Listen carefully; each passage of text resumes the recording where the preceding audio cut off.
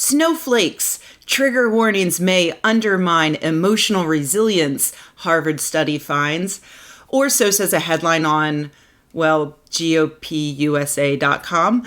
Fine, it's not exactly The Guardian, but it's not the only outlet trumpeting the results of a recent study from psychologists at, yes, Harvard University, and the study itself has a title no less snarky: Trigger Warning, Empirical Evidence Ahead.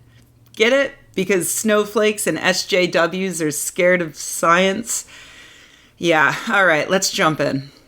Trigger warnings or content warnings are notices to let people know that something you're about to show them may be harmful to them if they have experienced certain types of trauma or have PTSD.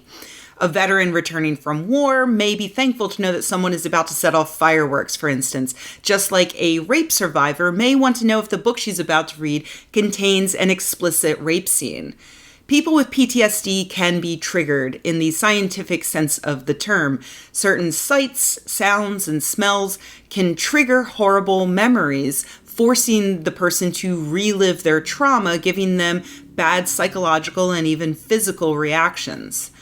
This scientific explanation of triggers and the need for some people to have trigger warnings is ignored by many people in the alt-right and neo-Nazi movement who twist the word to mean something offensive. Did I trigger you? They may ask right after calling you a liberal snowflake and right before asking their mom for another order of chicken tendies. And the chances are likely that the answer is no, you weren't triggered because you haven't experienced serious trauma at the hands of a man on the internet with the intellect of a 12-year-old calling you a snowflake. The Harvard study ignores the actual purpose of trigger warnings and instead investigates the made-up alt-right definition, and they end up moving the goalposts entirely off the playing field.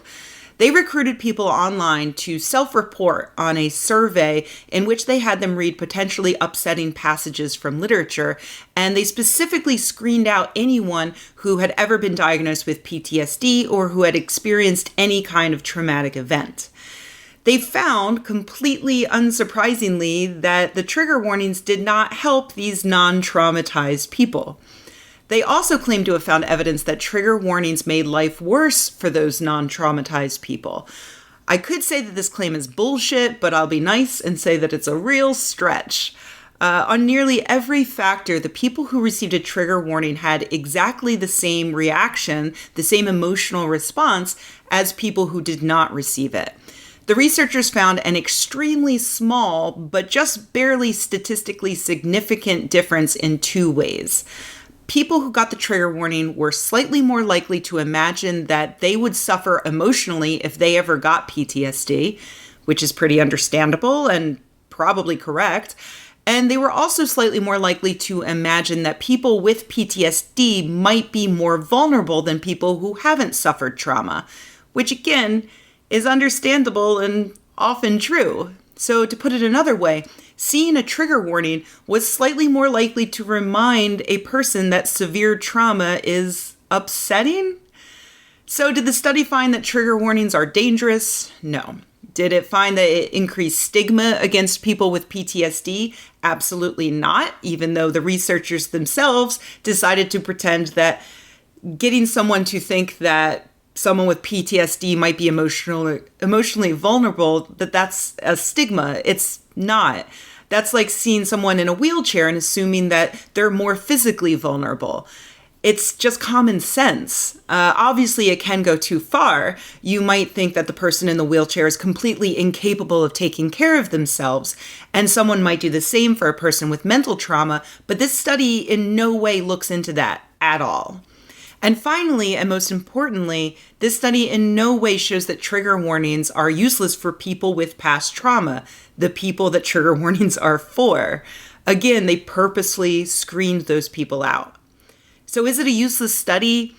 Not necessarily. I mean, I can't think of any reason why anyone would want to do more studies on how interventions for traumatized people might affect non-traumatized people, unless you're claiming that trigger warnings themselves can traumatize people, at which point I have to wonder who is really the snowflake here. I also have to wonder if non-traumatized people have been traumatized for the past few decades, during which we've included content warnings in front of all of our movies and most of our TV shows. Warning, the following episode of NYPD Blue contains graphic violence and sexual content. But still, if someone does build off of this, I certainly hope they do a better job of dropping the undeserved snark in the title and maybe less sprinkling of bullshit throughout the study.